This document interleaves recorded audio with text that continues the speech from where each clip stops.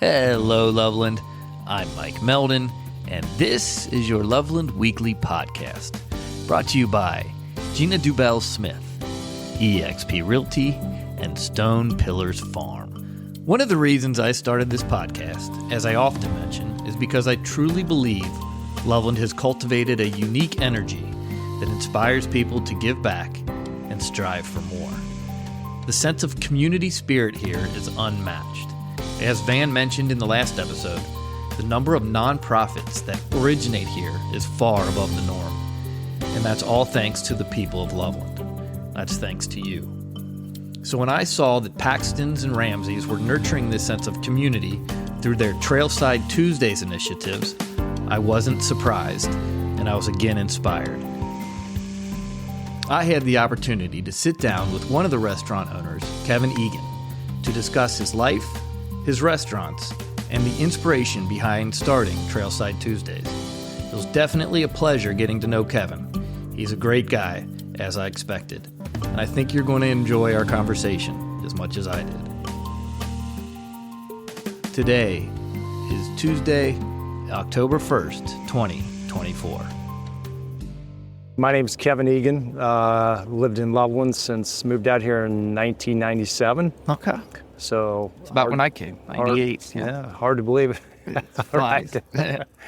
I grew up not too far from here. I grew up in Kenwood. And then after went to school down at UC, moved out west for about 6 years. Okay. Spent some time out there, out in the mountains. And youngest of five, as my parents started to age, kind of brought me back to be around in their world as they went through that. So, but yeah, moved out here, and I guess most known in town for Paxton's Grill, which we opened. It's hard to believe, but that was in 2000. So we're 24 years into that. It's amazing. Which has been an amazing ride, right? Had no idea what we were getting ourselves into when we opened that place. What was it right before you guys bought it? It was a place called Tequila Jack's. Yeah. Okay. Yeah. I remember that. I said that, and somebody said, no, I don't remember a tequila place. And I said, that's what, and it was just amazing how different it was. I moved here in 98. I remember driving from somewhere I was coming out from like the Grail area, coming down. And I just remember seeing that place. I'm like, this is a pretty cool little place down here in the middle of nothing. That was it. Yeah, nothing. So for you to take that on at that point is a lot different than people probably imagine now. Looking back on it, we had no business doing what we did. Because, half of West Loveland was kind of shuttered up, right? I mean, there was literally plywood and windows right there. Right. So, but what it was is when I moved out, I grabbed my buddies and said, hey, come on, let me take you down to get a burger and a beer someplace for helping me move. And we walked into Tequila Jack's and got the big stink eye because they didn't know who we were. Yep, that's right. They didn't welcome outsiders a whole lot at that point. So, and then, after living out here for, a couple years, it was like, wow, I can't believe there's not some family-friendly joint around here that would service all these, young families and that. And I had grown up kind of putting myself through school in the restaurant business, but... Where'd you work? What restaurants you work? Yeah, so back in the day, Chester's Roadhouse. Yeah, great place. Montgomery. Yeah, good place. And worked at, a couple smaller ones on and off, but that was my main thing when I was in school. And my dad had always preached to me and my siblings, right, is like, hey, don't let anybody ever control your income. So I was always looking for, an alternative source. The restaurant was never my main business. At the time, I was doing something else. But recognized the opportunity, asked a few rugby buddies of mine, hey, if we could line something up, would you guys be up for it? The generation before us on our club had done something similar and bought a bar down in Mount Adams called Yesterday's. Oh yeah, great place. Great place. So there were probably a dozen guys in on that, right? Nice. And so I thought, well, that's an interesting idea. Maybe might try to pull something like that off, right? And fortunately, there were four of us when we first got started, and we had no business doing it. None of us. I had probably the most restaurant experience, and that was just from working it growing up. We all had other jobs. We had a buddy of ours who was acting as the operating GM, and then after a couple of years, that wasn't working out for him, so he chose to go elsewhere.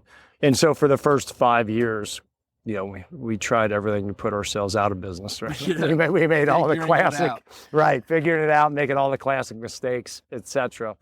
And then finally, we hired Ralph Dunnigan, who just recently retired with us after, 16, 17 years. And that was the best thing that ever happened, right? Oh. My wife says that saved our marriage because it limited my time down there, which at that point I was spending a lot of time down there. And and we recognized that, it really is a people business. And once you hire good people and they hire good people, boy, things just turned around, and we haven't looked back since. So, debt of gratitude to Ralph, and just had coffee with him this morning. He's been retired now for about a year and a half. That's great. And and he's a partner in the business now, as well as in 2017 we invested across the bike trail, which we like to call our oceanfront property. Yes, it is. In what's now known as Ramsey's, right? When you bought it, was it Julian's? Julian's Deli. Yes. Yep. Okay. Yep. And again, had a very limited kitchen for what they were trying to do there. Mm-hmm. Right after we bought it, we were getting ready to kind of open up for the short term is when the fire happened. Yes. So, and everything from our building west down the block completely burned out, right? Yeah. We had a little bit of burn damage, more water smoke damage, which was kind of a blessing and a curse, right? Sometimes I think the whole thing was, right? Yeah. Right. But from a rebuild perspective, all that, it almost would have been easier if we could have started from scratch like everybody else did, as opposed to trying to deal with, what we had left over. But regardless, right? Yeah, I mean, what that block turned into post-fire was really something spectacular. Yeah, it really did. Yeah.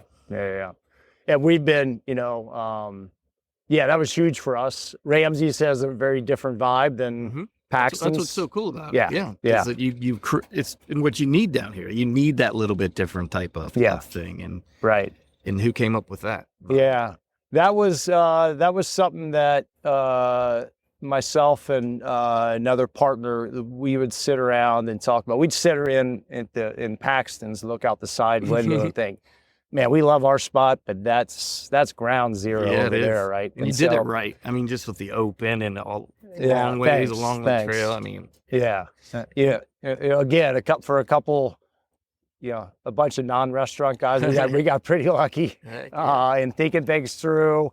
A lot of input from people in our circle, and just wanted to come up with a real clean menu, something that would be a little more substantial than what is at Paxton's, more traditional kind of bar food or sandwiches and soups. And and the kind of vegetarian option there, right? A lot of people don't know, but we got a vegetarian grill back there, right? That no meat touches it, right? Great. Just for to serve that segment. So, and it's been great. And again, it's all about the people that you have working with you. And John Zelke, who we stumbled across him. He started working for us at Paxton's. We moved him over to Ramsey's when we opened, gave him the opportunity. He's a tremendous operator, and tremendous people skills, right? So again, built a team over there that just would run through a wall for him. And now that Ralph's gone, John's running both organizations for us, and fully vested partner in both sides. He and his wife joined us a little over a year and a half ago, and she kind of, when we started doing breakfast at Paxton's, Ashley, thank goodness you brought it back. Ashley took that project on with John, and it's been fantastic, right? Yeah. And it really is. It's really a darn good breakfast if you have it. It is. Yeah, I'm not the biggest going out to breakfast guy, but your breakfast. There were two that I'm partial. I grew up in the restaurant business, and when I moved up to Loveland again, I worked at Deshays forever and ever, bartender. I loved Deshays brunch. and your breakfast, and both of them were gone for years. Yeah, right. So I was so happy when you guys came back. So then you guys started. Swingline's yours too, correct? Swingline is ours. Yep. Although I'll say not all of our partner group was fairly. There's the same 4 guys that started next door, and then we invited Ralph in, right, and then we had one other rugby buddy of ours join us for Ramsey's, and they all chose to go and participate in Madeira at Swingline, and I opted out. I don't blame you. I know a restaurant. Like I said, I've been in since I was 15 too. It's a tough thing. Yeah. So it was, the one thing that is kind of has made our, I think, partnership successful is that most of our partners are silent partners, right? Right. Yes. Even too many for the cooks in the kitchen. For the first few years when we had to go back and say, hey guys, we need a little more money, right? Nobody was too silent at that point. Yeah, of course. But once things turned around and we started making some money, last thing anybody really wanted to do was really be involved with it. So it was really, Tom Powers and myself who kind of ran the operations there with our team down there with Ralph and now John. So we opted out. But yeah, they're doing great down there. It's a beautiful building. Checked it out. Great market. But yeah, I know Loveland. I don't know Madeira. So right. And speaking of that, so then you start what is your thing? Is it Tuesdays? It's called Trailside Tuesdays. Trailside Tuesdays. Let's talk about that. What's that about? Yeah. What came up? How'd you get that idea? So that was just we were getting ready to kick that off pre-COVID. The idea came from I was having a conversation. I attend a church called Branches, and was talking with some of the individuals involved there, and I was I was like, man, I feel a certain responsibility, right? We got tremendous opportunity down on that bike trail to do something with it, right? To make it more than just a restaurant, right? We know we wanted, we've created a wonderful work environment for our employees, right? And so we feel like we're doing all the right things there, right? But it was just like wanted to do something else to try to kind of build community. And so the idea was, well, how about we start a once a month kind of just open meeting? And the idea was, and that's still true today, is that, everybody's got a story out there, right? And sometimes we recognize the people who are telling those stories, right? Their name's on a business or, whatever. But just because they're not a well-known business person or politician or whatever, doesn't mean they don't have a story to sell. So the goal was to find those people out there who could come in and share a snippet of their story, right? That's great. And so, we do it the 3rd Tuesday of every month. Usually, the qualifying conditions are that you've been in Loveland for at least a little while, right? Yep. And you're okay talking about your story, right? That's cool. And then we try to, right? We try to, it's only an hour long, so no one's going to tell their life story in that time frame. But we try to have them zero in on just a certain aspect of their life journey, right? That was instrumental on who they become, or an experience that taught them something that would give them an opportunity to share that maybe somebody there could learn from and take away something when they walk out of it. Right? So neat. Yeah. And Van and I, for those listening, I just interviewed Van for a podcast you probably just listened to or had listened to. And we were just talking about this community fosters what you just said. The feeling you said, I already have these 2 restaurants here, but I felt like I wanted to do more. Yeah.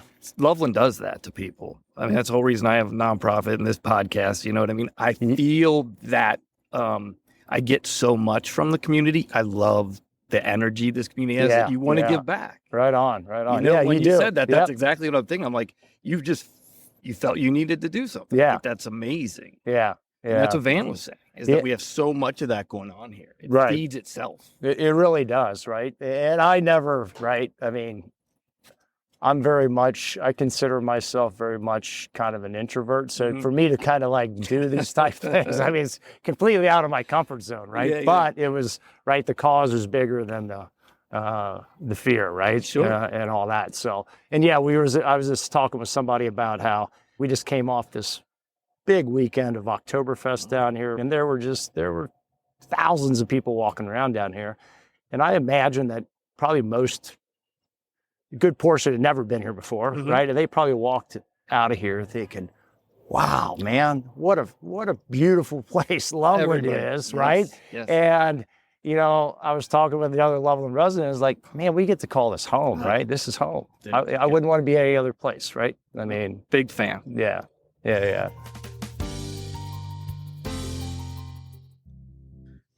Hello, Loveland. It's Emily Barlow, your local publisher of Loveland Lifestyle Magazine. It's a great time of year. So many amazing things are happening in Loveland. It's warm, it's sunny, and there's really no better place to be. And we at Loveland Lifestyle love covering all of the happenings. In addition to any new businesses opening, awesome new ventures that people are focusing on. We love covering everything Loveland, and we love partnering with new businesses. So if you're a new business and you've been thinking about working with Loveland Lifestyle, or maybe you're someone who would love to get a copy, but it's not delivered directly to your door, you can always reach out to us through our website, citylifestyle.com/Loveland. We'd love to hear from you.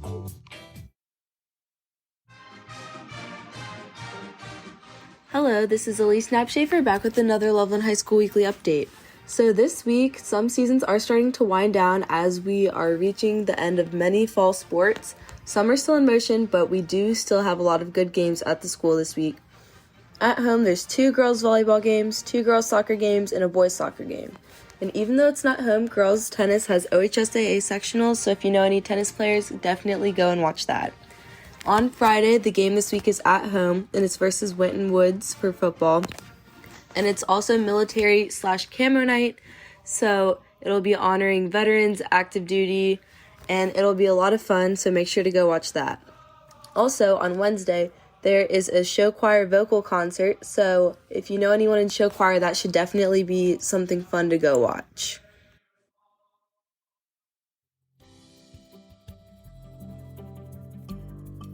Looking ahead in Loveland. On October 5th, from 1 to 4 p.m., we have our one-stop drop once again. This is a free event hosted by the Loveland Sustainability Council. This is an easy way to drop off reusable or recyclable items just sitting around your house. For more information, check out the Loveland Sustainability Council website. And coming up on October 12th, we're showing the 2023 movie Frogman. It will be held at the Loveland Stage Company with doors opening at 7:30 p.m. The movie will start at 8:30 p.m. and it's for 18 and over only. We will have drinks and popcorn and merchandise out there. So come early and hang out. You don't want to miss this Frogman feature.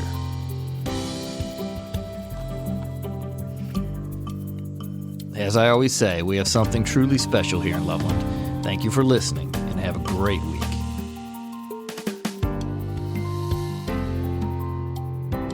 This episode was produced and engineered by Mike Meldon right here in Loveland, and please note that the opinions expressed in the podcast do not necessarily represent the views of our sponsors or organization.